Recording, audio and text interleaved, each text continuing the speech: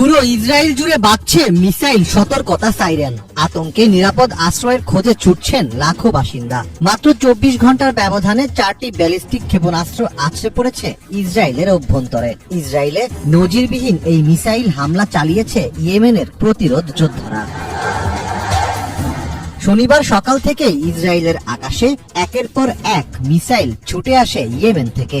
বিশেষ করে hypersonic ballistic মিসাইলের আঘাতে রামাত ডেভিসের একটি সামরিক ঘাঁটিতে ভয়াবহ বিস্ফোরণ ঘটে। জ্বলন্ত আগুন ছড়িয়ে পড়ে ঘাঁটির বিভিন্ন স্থানে। ইসরায়েলি গণমাধ্যম বলছে, গত এক মাসে প্রায় 30টির মতো মিসাইল ইসরায়েলে আঘাত এনেছে। এমন অবস্থায় ইসরায়েলের প্রায় প্রতিটি শহরই এখন ইয়েমেনি ক্ষেপণাস্ত্র হামলার আতঙ্কে রয়েছে।